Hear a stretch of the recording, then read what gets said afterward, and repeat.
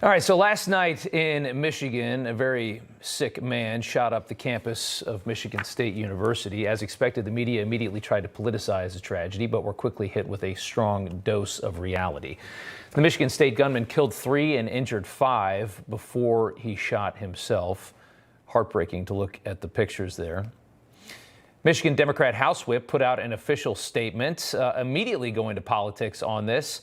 F your thoughts and prayers. Our office will continue to work tirelessly to pass common sense gun reform immediately, from some clown that didn't even know what had happened yet.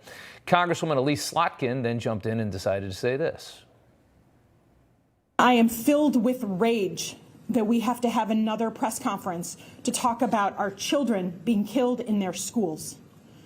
And I would say that you either care about protecting kids or you don't. You either care about having an open, honest conversation about what is going on in our society, or you don't.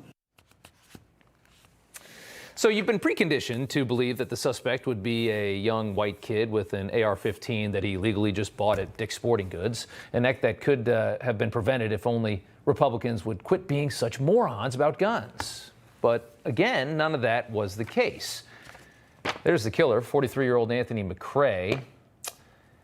And he did all of that damage with a pistol he acquired illegally.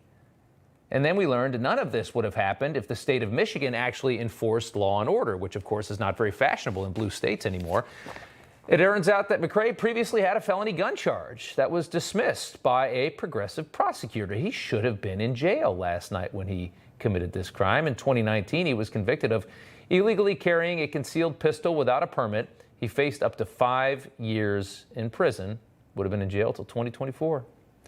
But Soros-backed prosecutor Carol Simon dismissed those charges, allowing McRae to plead guilty to a much lesser misdemeanor sentence, only served a little bit more than a year of probation. Wow, didn't even go to jail. Wonder how Carol is feeling tonight. Rick Grinnell joins us now. So, we have a dangerous man who's let off the hook for a serious crime, which is something we see happen all the time in blue states. He's carrying a handgun that's obviously illegal for him to have.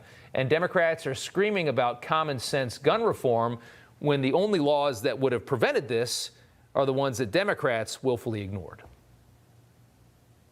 Look, you had Congresswoman Slotkin in tears. You had Governor Gretchen Whitmer in tears.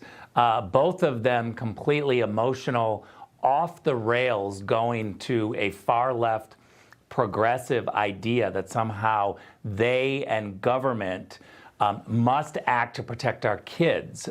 First of all, the problem that I have is raising the bar and telling everybody that government somehow is going to absolutely protect kids is shameful, because that cannot happen. Government can do a whole bunch of things, like put cops and security guards on every single campus, whether it's a college campus, a university, or an elementary school. We should be protecting our kids. Why isn't Governor Whitmer taking this seriously? She's out there crying about the fact that we're not protecting kids, yet telling people that the only way to protect kids is to take away guns, when she has the ability to put armed guards at every single school, including Michigan State. She should be impeached for being way too emotional and unable to really look at issues to solve issues. She's out there crying at a press conference instead of doing good work. Yeah, and they immediately politicize the subject. And it's just, I think that they thought that they were going to get the kind of answers that they were expecting on the motive and what happened here and how it was committed and everything else. And then it all just falls apart. And you find that this was systematically a number of issues that are pretty much only issues you see in blue states and blue cities. And then you just you're blatantly ignoring law and order. You're letting people off the hook for crime. The guy should have been in jail. He should have been in jail. They should be enforcing the laws. Public safety is tantamount. Protecting our kids is tantamount. Why is Governor Whitmer crying about gun issues when she has systematically failed to protect our kids over and over and over? Why isn't she putting armed guards at Michigan State University or at elementary schools? Yeah. Why is she lecturing us and wagging her finger and crying about government doing something when she has the ability to actually do something and she's unwilling to do it? I guess we shouldn't be surprised. I want to get to one more topic that I know that you're hot on. It appears that our State Department would rather indulge in gourmet dinners than take part in actual diplomacy. They're now using taxpayer dollars on what's called a diplomatic culinary partnership. Here's some of what they said about this. You know, this is the same State Department that has no interest in really resolving what's happening in Ukraine. Here's what they were talking about last week on their culinary partnership.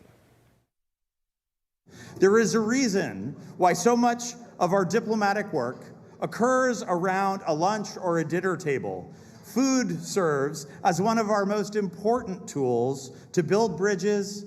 Sometimes diplomacy gets more done effectively at the dining room table than at the conference table. Good food is as much about what's in our hearts as what's in our stomachs. So, you see the priorities of the State Department there. Go ahead. It's completely offensive to the Foreign Service officers who join the Foreign Service to work for America to solve problems. I can tell you at the State Department there are a whole bunch of Foreign Service officers who don't want to sit around and have a meal and pretend like that's what they're doing. Good diplomacy starts with strong America First messaging and messengers, not with food. The idea that you're going to push the Foreign Service, push the State Department into this weak position of just sitting around eating and drinking good food and good wine is so offensive to me. Somebody who has spent 12 years at the State Department. It's also, Rob, coming from the same people who mocked Donald Trump for having tough ambassadors. They don't want tough diplomacy.